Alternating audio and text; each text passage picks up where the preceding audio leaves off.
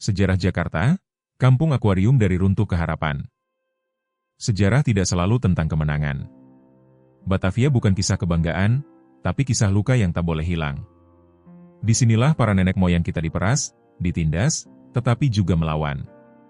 Kota tua adalah pengingat bahwa negeri ini pernah diinjak, tapi tidak pernah benar-benar tumbang. Ia terluka, tapi tetap berdiri. Bangsa ini tidak dibangun dari kertas dan pidato, tetapi dari darah, peluh, dan diam-diamnya perlawanan. Jika kamu datang ke kota tua saat senja, dan berdiri di depan Museum Fathahillah, kamu akan melihat cahaya keemasan menyapu dinding-dinding tua. Di sana, bayangan gedung-gedung akan jatuh panjang di atas tanah, seolah sejarah sedang menulis ulang dirinya di atas aspal. Karena sejarah tidak hanya dibaca. Ia dihidupkan, setiap kali ada yang bersedia berjalan kaki pelan-pelan di ganggang itu. Setiap kali ada yang berhenti untuk menatap langit kota tua, dan menyadari bahwa langit yang sama pernah menaungi para pemberontak, para budak, para nyai, para pedagang, dan para penyair diam. Jakarta hari ini adalah megapolitan. Gemerlap, padat, bising, dan tak pernah tidur. Tapi di jantungnya, berdetak diam-diam sebuah kota tua. Kota yang dulu bernama Batavia. Kota yang pernah menjadi saksi kejatuhan dan kebangkitan. Kota yang mengandung semua lapisan luka dan harapan. Batavia bukan sekadar nama tua. Ia adalah akar dari Jakarta. Dan akar itu, meskipun tertutup beton dan aspal, tetap menyusup ke dalam setiap langkah yang kita ambil hari ini. Maka selama kota tua masih berdiri, selama gedung-gedung itu belum dihancurkan oleh ketidaktahuan, selama masih ada yang bersedia bercerita, Batavia tidak akan pernah hilang. Ia hanya berganti nama. Secara administratif, kampung ini masuk wilayah Kelurahan Penjaringan, Jakarta Utara. Namun di lapangan, ia kerap tak dianggap bagian dari sistem kota yang rapi. Sejak awal 2000-an, keberadaan kampung ini sudah menjadi perdebatan antara hak warga dan kepentingan tata kota. Berbagai rencana reklamasi, pembangunan pelabuhan modern, hingga revitalisasi kawasan heritage menjadikan kampung ini sebagai anomali yang harus dihapus demi kemajuan. Namun realitas di lapangan tak semudah garis-garis di peta tata ruang. Di balik setiap bangunan semi permanen di kampung itu, ada kisah bertahun-tahun bertahan. Ada perempuan-perempuan yang bangun jam 4 pagi untuk menjajakan nasi uduk ke pelabuhan. Ada lelaki tua yang tak lagi bisa melaut karena perahu mereka dikalahkan kapal besar dan regulasi yang semakin rumit. Ada anak-anak yang bersekolah dengan seragam pinjaman, berjalan melewati lumpur saat banjir pasang datang. Kampung Akuarium menjadi contoh nyata bagaimana kota bisa tumbuh begitu cepat, namun meninggalkan banyak dari warganya di belakang. Jakarta dengan gedung-gedung kaca dan jalan layang menjulang tinggi tampak seperti dunia lain bagi warga kampung.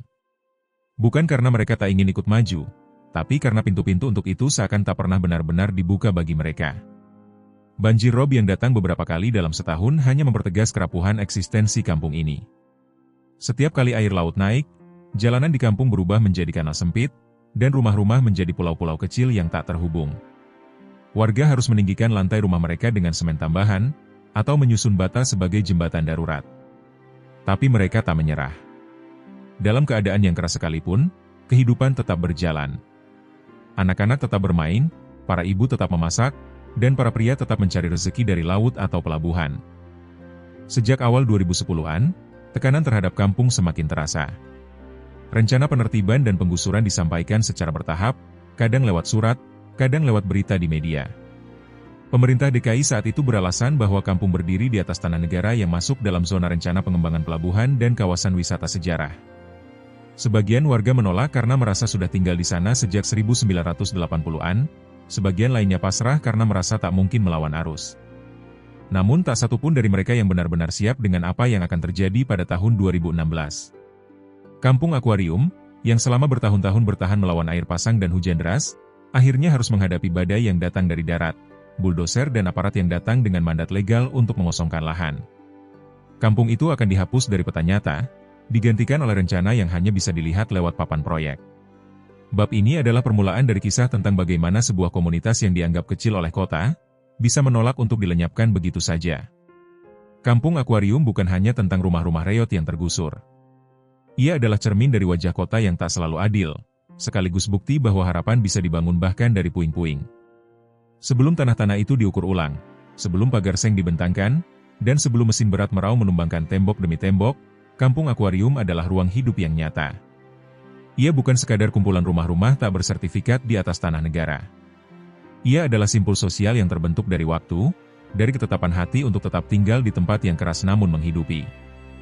Banyak yang lupa bahwa sebelum disebut kampung liar, kawasan ini pernah menjadi bagian dari rencana permukiman nelayan era 1980-an. Di masa itu, pemerintah Provinsi DKI Jakarta sempat mendirikan rumah-rumah semi-permanen di lokasi ini sebagai tempat tinggal nelayan pelabuhan Sunda Kelapa. Namun karena pengelolaan yang setengah hati dan status lahan yang tak kunjung diselesaikan secara hukum, wilayah itu lambat laun tumbuh liar dalam persepsi pemerintah. Meski bagi warganya, ini adalah satu-satunya tempat hidup yang dikenal.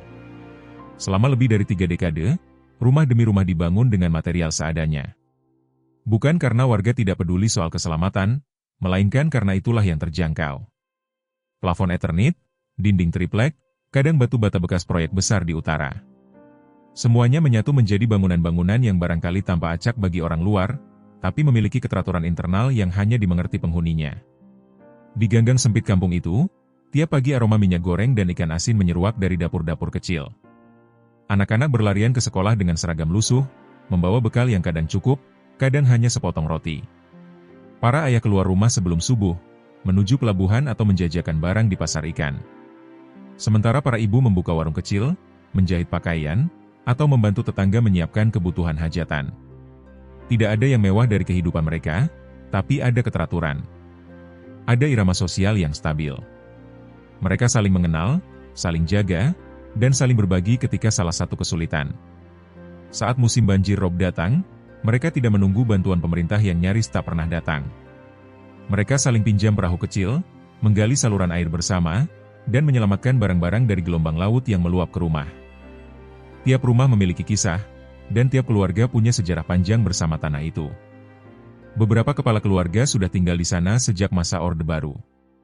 Mereka menyaksikan pelabuhan berkembang, kota tumbuh liar di atas debu sejarah, dan harga tanah melonjak melampaui logika.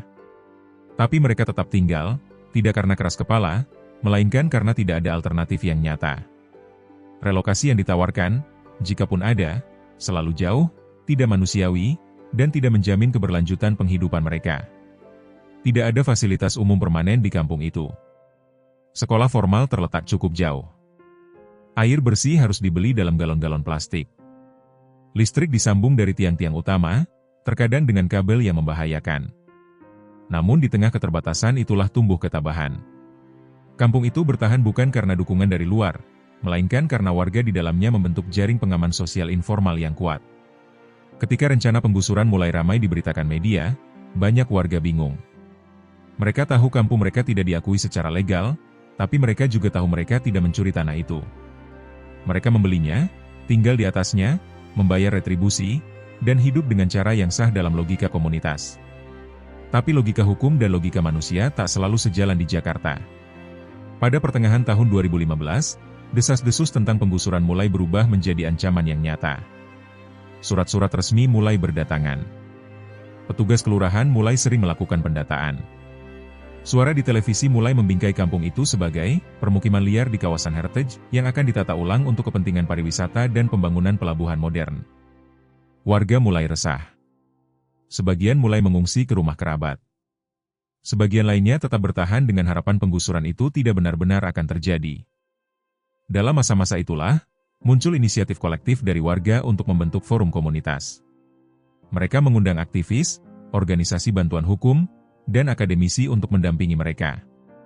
Pertemuan demi pertemuan dilakukan di musala kampung, di bawah penerangan seadanya. Warga mulai mempelajari hak-hak dasar mereka sebagai penghuni kota.